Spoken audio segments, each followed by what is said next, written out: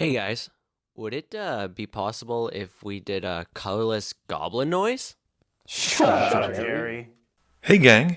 Using the promo code MTGMudsta, all caps, will get you 10% off any order over $10 at Flipside Gaming. It'll also get you 10% off any orders of singles at Multizone. And it'll get you 10% off most products at Original Magic Art, with the exceptions of some paintings. If these fine sites don't have what you're looking for, you can also consider using my affiliate link when ordering from TCG Player. And if you'd like to join the generic Goblin Gang to support this channel, there's a link to my Patreon in the description below. Alrighty, we've got another EDH gameplay filmed at Wizard's Tower coming at you.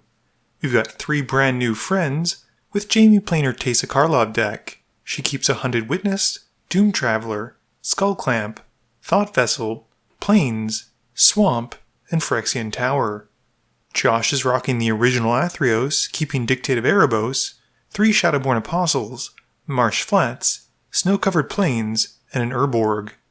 Kyle has brought his Ayula deck, keeping a 4-Bearer's Blade, Grisly Fate, Beast Within, and 3 Forests.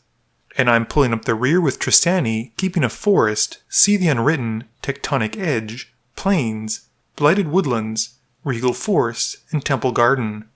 Kyle wins the die roll and starts us off.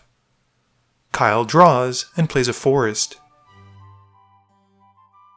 I draw and play a tapped Temple Garden. Jamie plays a Swamp. Josh plays an Urborg, and he casts his first Shadowborn Apostle. Kyle lays down another Forest and pays 2 for Ayula. I play a Plains, and I cast Enlightened Tutor. I announce I'm going to go find a Soul Ring and put it on top, passing. Jamie plays a Plains, and she casts Talisman of Hierarchy. She then taps the Talisman for the colorless to cast her Skull Clamp, and passes. Josh plays a Snow-Covered Plains, and casts a Scheming Symmetry, picking me as the target. He does so knowing I don't want to lose the Soul Ring, as he goes to search for a card. Josh then plays another Shadowborn Apostle before passing. Kyle plays a Forest and goes at Jamie for 2 commander damage. In his post-combat main phase, he plays out 4-Bearer's Blade and passes. I draw and play a Blighted Woodlands. I then cast Soul Ring and pay 3 for a Selesnya Eulogist before passing turn. Jamie plays her Phyrexian Tower and casts a Soul Ring and then a Thought Vessel in rapid succession. She taps 1 white for a Doom Traveler, who truly is doomed as she clamps it to draw 2. She also gains a Spirit token from it dying. She then sacrifices the Spirit to the tower for 2 black mana and casts a Zulaport Cutthroat. Josh plays a Marsh Flats and plays out another Shadowborn Apostle and then his own Skull Clamp. He puts the clamp to one of them, drawing 2 and passing. Kyle plays a Forest and equips a blade onto Ayula, and he then casts a Universal Automaton for only 1. It comes in, and as a changeling, will trigger Ayula. Kyle has to trigger Resolve by giving Ayula 2 +1/+1 counters, and then goes to combat, hitting Josh for 7. I play a Forest, and have 6 mana to cast See the Unwritten. I reveal my top 8, and keep a Cavalier of Dawn, putting it to the field. It enters, and lets me blow up the 4-Bearer's Blade, but unfortunately we forget to give Kyle a Golem token. Jamie plays a Plains and casts Teysa Karlov in her main phase. She plays a Hunted Witness and clamps it, drawing 4 cards, and draining her opponents with 2 Zulaport Cutthroat triggers, and then makes 2 Soldier tokens. She then uses the tower to sacrifice a Soldier, which triggers the Zulaport Cutthroat again twice, and taps the Talisman to help pay for an Ashnod's Altar. Josh plays a Homeward Path, and is able to tap his lands for black because of the Urborg to cast a Necropotence. He then plays out another Shadowborn Apostle, and puts 5 life into setting aside 5 cards with Necropotence. He then passes, putting those 5 cards to hand at the end of turn. Kyle plays a Forest and casts Grisly Fate, but without Threshold only puts 2 2/2 bears onto the field. He gets 2 triggers with Ayula, and he has the first trigger of Ayula fight Teysa, with Teysa getting taken out. The second trigger then gives Ayula another set of +1/+1 counters, and he moves to combat. Once more, Ayula goes at Josh again, who blocks with an Apostle. I play Tectonic Edge and cast Zendikar Resurgent. I swing my Cavalier at Jamie, who blocks with her soldier token. With it dying, the Zulport Cutthroat triggers, but this time only drains her opponents for 1 while she gains 1. Jamie plays her own Urborg and recasts Teysa. She then sacrifices the Cutthroat to the altar, making 2 colorless, and getting 2 triggers from it as it dies because Teysa is on the field. She taps the rest of her mana for the remainder of the cost of Dictate of Erebos, and passes. Josh skips his draw step, and he casts Athreos in his main phase. He then passes, deciding not to draw any more cards with Necropotence. Kyle draws, and casts Vanquisher's Banner, naming Bear. He goes to combat, swinging everything at Jamie, who blocks Ayula with Teysa. She then takes 6 from the Bear tokens, and Kyle passes. I draw for turn, and cast Farhaven Elf, drawing first and then finding a tap plains for the field. I then activate the Blighted Woodlands, sacrificing it and going to find 2 basics. In the meantime, as I search, I announce I'm swinging at Jamie with a Cavalier who has Vigilance. She can't block and just takes the hit as I pass turn. Jamie plays a Tainted Field and casts Black Market. She then casts Yeheni, and Josh asks for a closer look.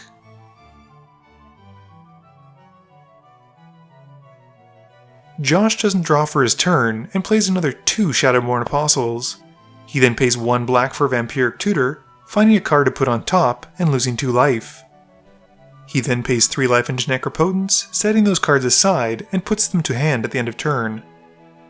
Kyle cycles Tranquil Thicket for 1 green, drawing a card. He then moves to combat, swinging the Bear Squad at Jamie again. Jamie blocks Ayula with Yeheni, and then takes 6, with the Dictate trigger going on the stack.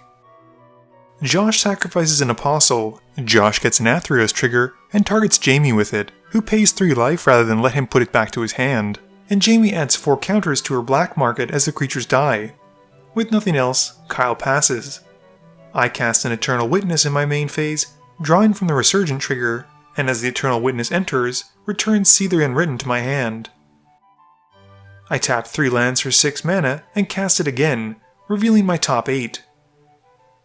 Because I have Ferocious active, I'm able to hit the Cavalier of Thorns and Archon of Valor's Reach. I resolve the Cavalier trigger first, revealing my top 5 and whiffing completely. I then resolve the Archon ability, naming enchantments. Moving to combat, I continue to beat down on Jamie, swinging my Cavalier at her and passing turn. Jamie gains 4 black mana in her main phase from the Black Market. She uses it and some lands plus the Soul Ring for Teysa, and with her commander on the stack, I use Beast Within to take out the Dictate of Erebos. Teysa then resolves, and Jamie sacrifices the Beast token to her Ashnod's altar, making 2 colorless mana and gaining more counters onto her Black Market. She then taps some mana for the rest of Sir Conrad, and then plays out a Cruel Celebrant. Josh untaps but doesn't draw, and he plays out Nykthos Shrine to Nyx as his land for turn. He activates the land for 7 black mana, using 5 to cast his own copy of Sir Conrad. He then plays Blood Artist. We then see him pay enough mana to clamp an Apostle, and we get a whole lot of triggers going on in the stack as it dies.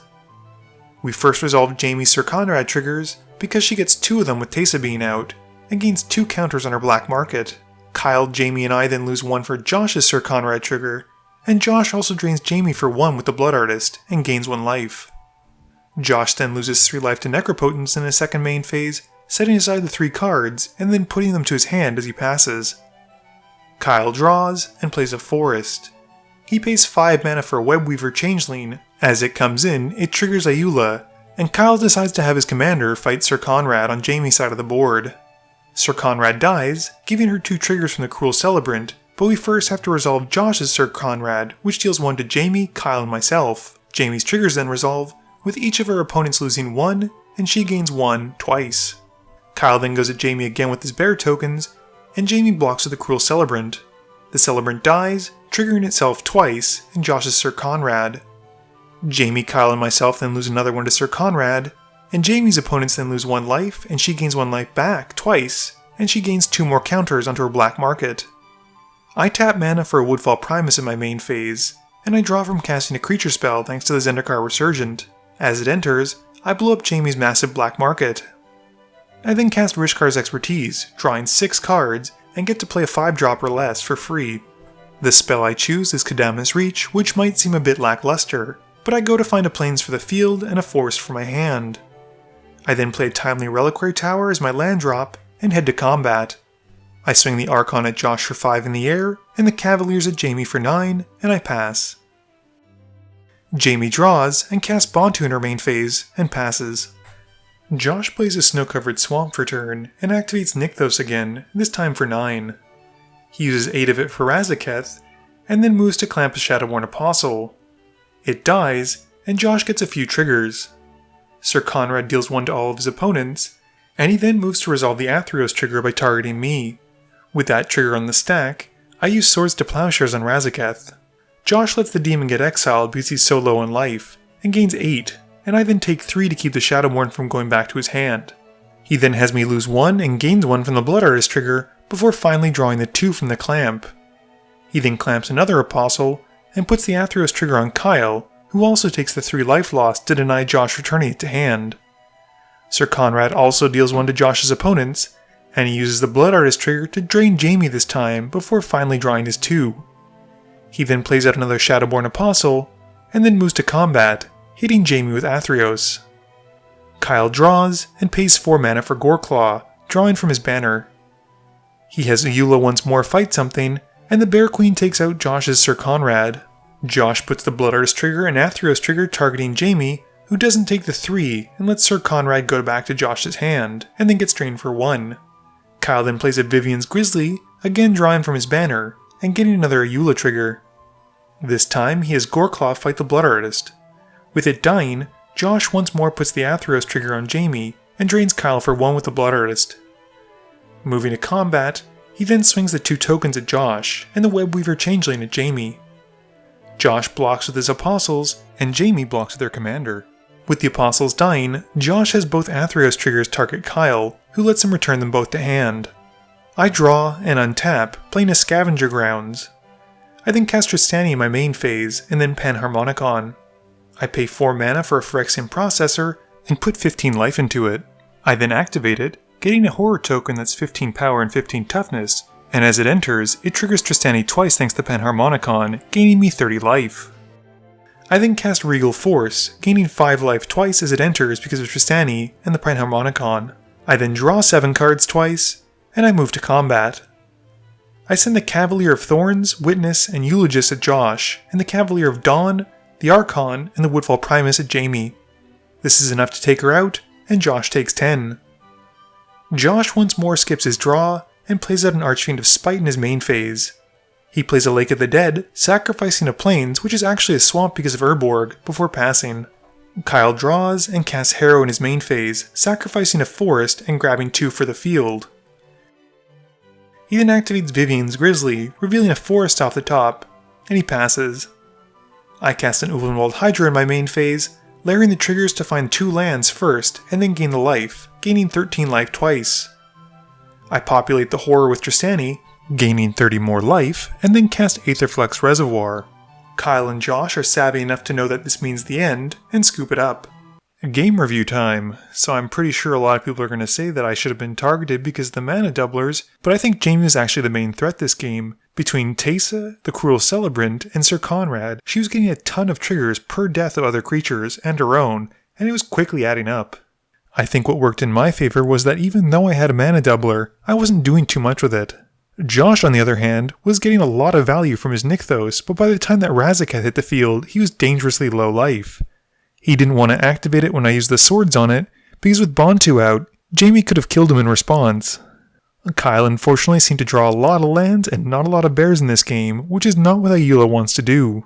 Please be sure to tune in every Monday and Thursday at 11 AM Eastern Standard Time for a guaranteed new video. You can also follow me on Twitter at MTGMudsta. You can find me on Facebook at facebook.com/mtgmudsta. And lastly, you can check me out when I stream at twitch.tv/mtgmudsta. This video is brought to you in support by my patrons. If you're looking for a way to help out the channel, please be sure to visit the link below. Thank you all for watching this video, and don't forget, friends are just opponents you haven't eliminated yet.